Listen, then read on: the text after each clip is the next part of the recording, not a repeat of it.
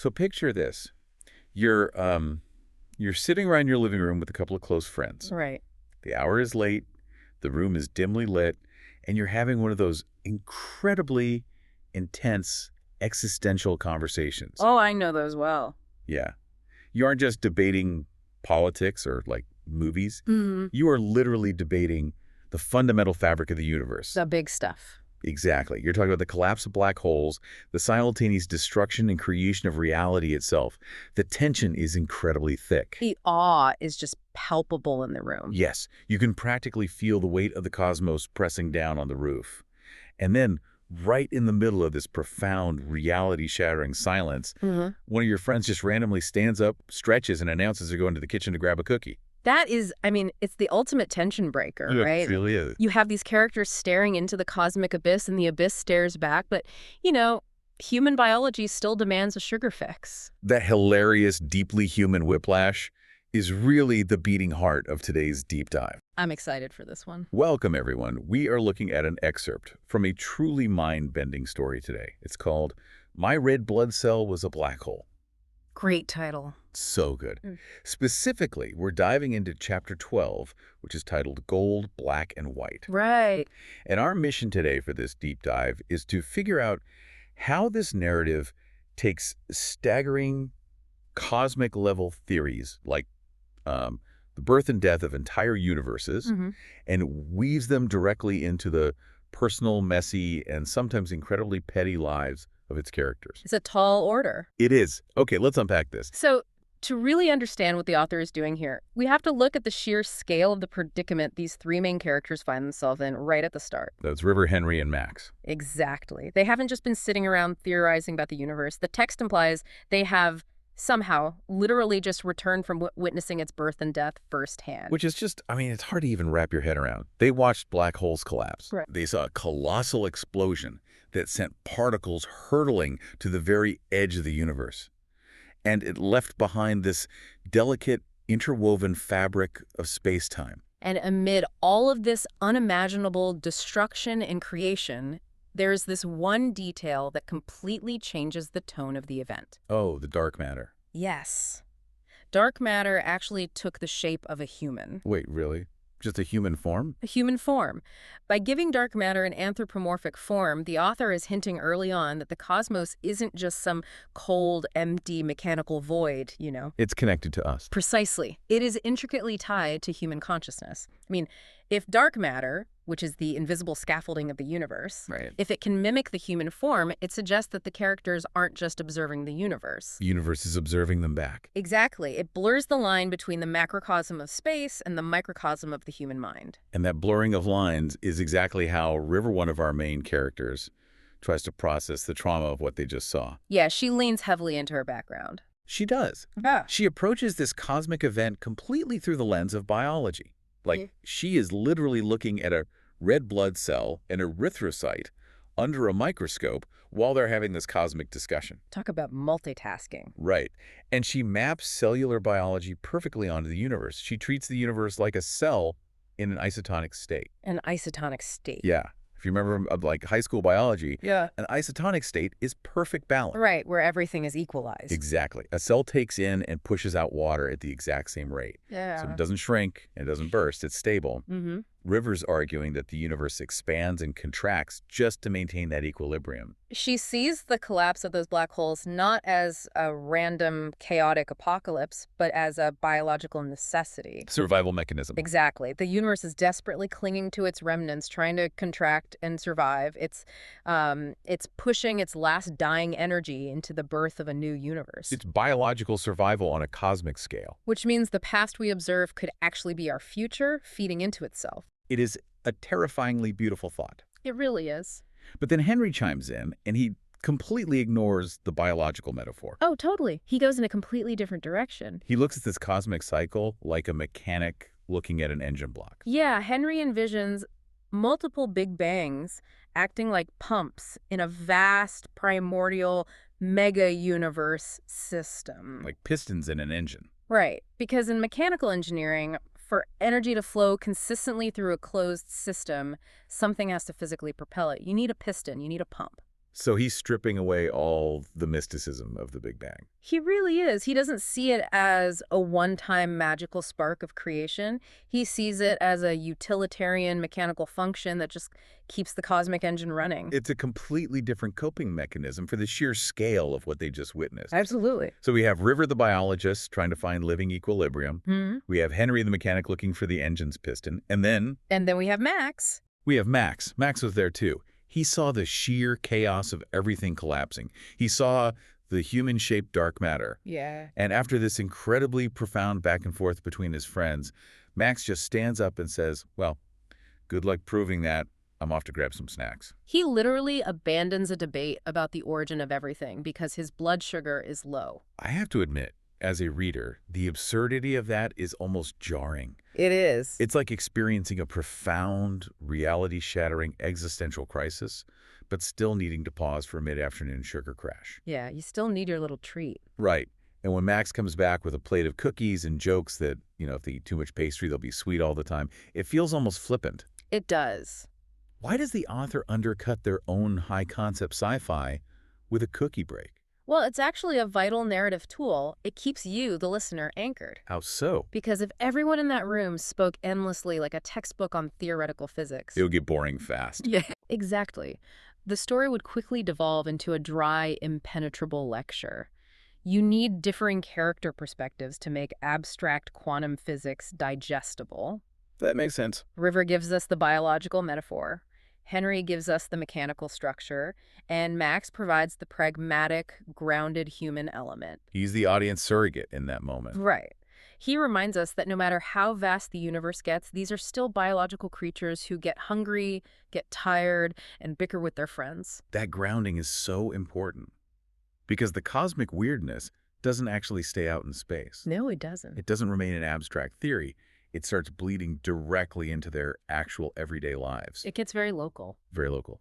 Specifically, it centers around their local coffee shop.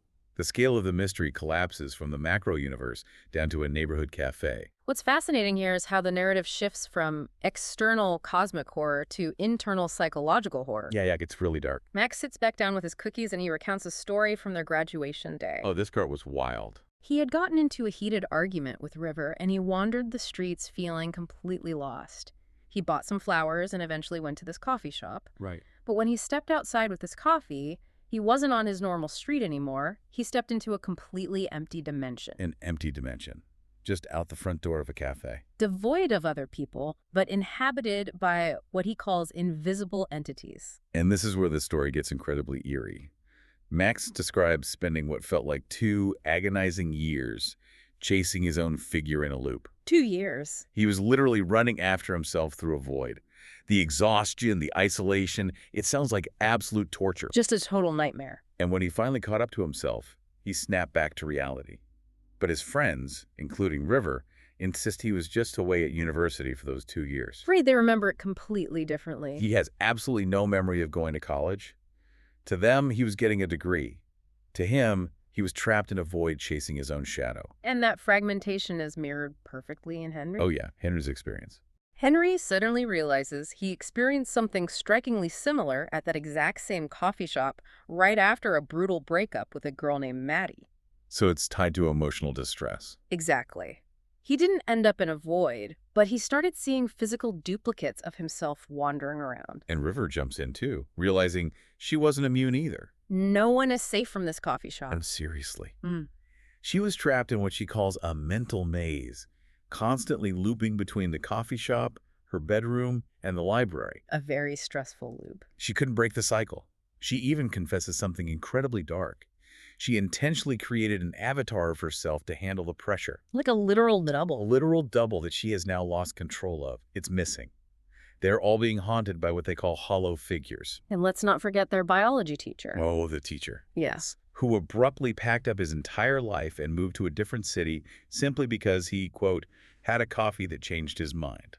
A single cup of coffee at this specific location fundamentally rewired a man's life trajectory. It's acting like a localized reality warping nexus. Exactly. It is tearing down the boundaries between their physical reality and their internal states. Which raises a really intriguing question for you to consider.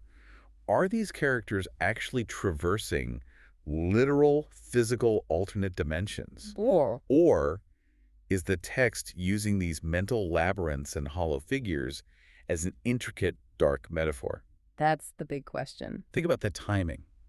Max's 2-year void happens right after graduation, which is a time of massive identity crisis where you often feel like you are just running in circles trying to catch up to the adult version of yourself. That is so true. Right. And Henry seeing duplicates happens after a painful breakup, which is exactly when you fragment your identity, wondering, who am I without this person? And then River creating an avatar to handle the crushing, looping anxiety of studying between her room and the library. It's the ultimate manifestation of academic burnout. It really is. She built a version of herself just to cope with the expectations, a physical mask, and now that mask has gone rogue. The genius of the writing is that it refuses to give you a clean answer. Never. It functions flawlessly as a literal sci-fi mystery about localized dark matter anomalies. But it is deeply rooted in the very real psychology of trauma, transition, and the terrifying uncertainty of your early 20s. Which makes their next move incredibly reckless. Oh, completely. Yeah. Because they realize this local coffee shop is the epicenter of all their trauma. It's the origin point of these hollow figures. So Max impulsively decides they need to go there immediately to confront it. Just jump right back into the fire. Right. So Max turns to a minor character in the room, Jones, and asks to go to the shop. And you would expect a scene break here. Yeah, Maybe a description of them grabbing their coats, a tense car ride in the rain, walking down the street. Instead, the author literally skips the travel time. Jones asks a completely mundane question about what they want for dinner. And mid-sentence, the reality of the scene just shatters. Here's where it gets really interesting.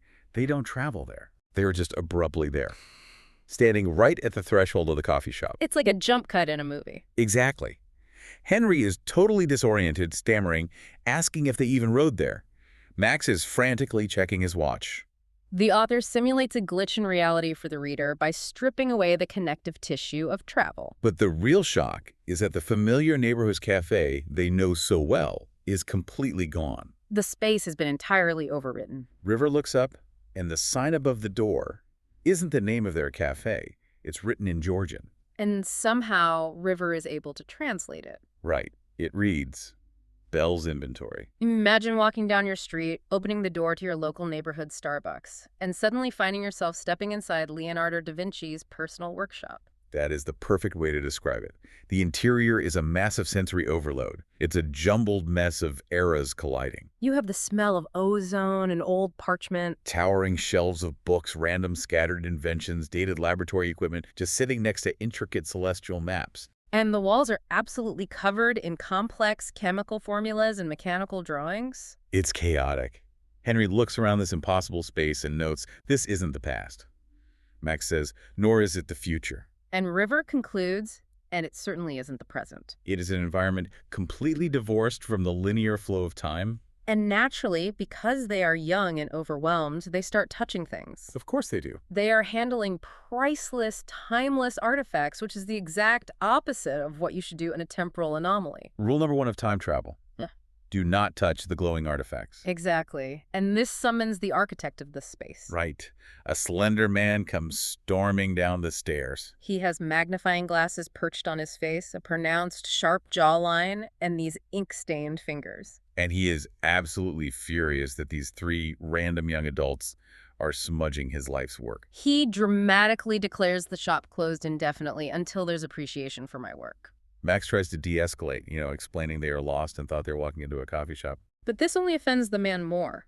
He scoffs at the idea, asking, who would dare replace literature with libations? Max, strangely defensive of the honor of coffee. Gotta defend the coffee. Naturally. Max pushes back, suggesting that maybe a coffee shop is just a place where people find their equilibrium. Which brings us right back to River's biology theory from The Living Room. Yes, the isotonic state. Max then looks around at the celestial maps and the sprawling eras of equipment and guesses that this establishment must be a time machine. But that suggestion triggers the ideological climax of the chapter. The man does not like that. Not at all. He fiercely, almost violently, rejects the concept of a time machine. He's appalled by the notion. He asks, who would dare confine time within a machine? It's a complete disregard for the essence of time. So if this room full of anachronistic artifacts isn't a time machine, what is the mechanism at play here? If we connect this to the bigger picture, the man lays out a profound, almost spiritual physics philosophy. Right. He explains that time is an ever-flowing river carrying particles and information. He argues that the cosmos encapsulates the past, present, and future all at once. It isn't a line you walk down. Exactly. And most importantly, he looks at Henry and says that time isn't a place you travel to. Time is entirely within you. Within you. From the exact moment the universe was birthed, time's been relaying everything from the past directly into your physical being. And he suggests that dark matter, the very thing they saw take human shape earlier, is simply the conduit for these particles. Time is within you. That completely shatters the traditional sci-fi trope of hopping into a DeLorean. It really does. Time is an internal biological and mechanical process, perfectly tying together River and Henry's earlier theories. But this man doesn't just want to talk theory, he wants to test them. Oh, yes, the test. He leads them upstairs to a cramped room filled with spinning, humming brass gyroscopes. And hovering right in the center of the room is this complex, floating geometric structure. He calls it the geometric lattice fractal, or the Ellipto-lattice Complexus. River's analytical mind immediately goes to work. Naturally. She looks at a two-dimensional drawing of the structure and mathematically identifies it as interwoven ellipses with perfect rotational symmetry. She is breaking down the intersections and the repeating structures, which makes total sense. Because River is the biologist. Right. She is used to looking at the microscopic repeating structures of cells. But then Not mine. Max steps up. Max, the guy who literally abandoned the profound conversation about the universe 20 minutes ago to go bake cookies. The snack guy. The snack guy. Max looks at this hovering, impossible geometric structure and delivers an absolute graduate-level thesis. He confidently corrects the room, telling this enigmatic man that this isn't just a fractal, it's a deterministic fractal. And that distinction changes everything. It really does. Think of a standard stochastic fractal like a coastline.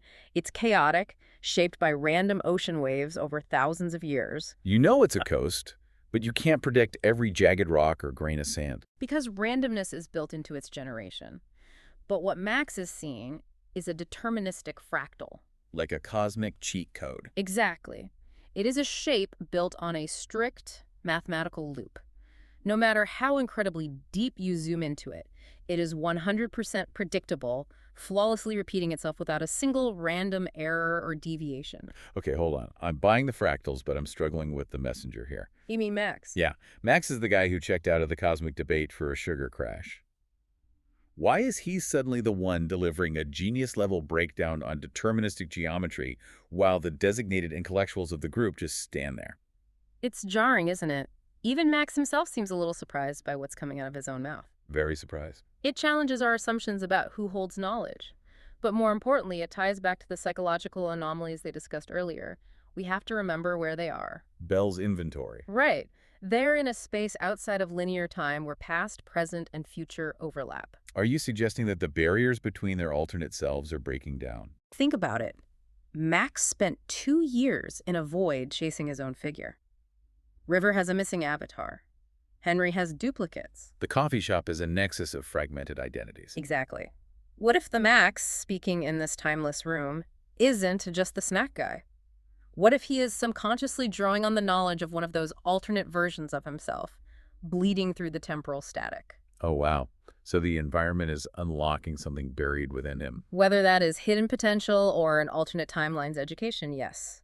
And the enigmatic man is absolutely delighted by this. He smiles, his eyes gleam with approval, and he murmurs, "I'm pleased it's resonating with you." It is only after Max passes this intellectual test, proving he understands the deterministic nature of the universe, that the man finally introduces himself properly. He is Bell. Mr. Bell. It's just an incredible, breathless journey we've taken today. It really is. We started in a cozy living room, debating the terrifying physics of dark matter and universal equilibrium over a plate of freshly baked cookies. As one does. As one does.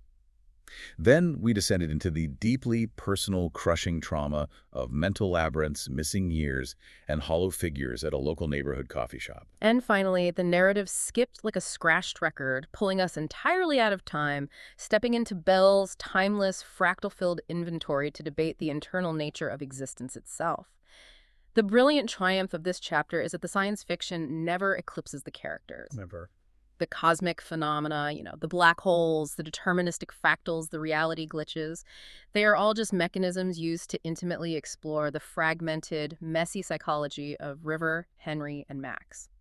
So what does this all mean? It means the author is using staggering high-concept physics not just for visual spectacle. But to map out the literal inner workings of human anxiety, trauma, and identity. The macrocosm of the collapsing breathing universe is perfectly mirrored in the microcosm of these characters' psychological breakdowns and breakthroughs. It demands that you look at your own experiences differently.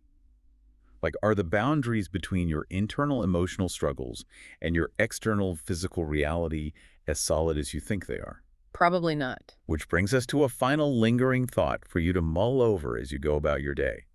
Think back to the very beginning of the chapter. River, Henry, and Max believe they just returned from seeing a new universe being birthed out in the vast reaches of the cosmos. Right, out in deep space. But if Mr. Bell is right, if time and space aren't places we travel to, but an ever-flowing river of particles existing entirely within us, Then the origin point of all that creation and destruction shifts dramatically. you have to wonder, does that mean the new universe they witnessed wasn't out in the cold, distant vacuum of space? Was that profound, reality-shattering cosmic birth actually happening deep inside one of their own minds? Maybe. Sometimes the biggest, most explosive cosmic event you will ever experience happens while you're just standing in the kitchen eating a cookie.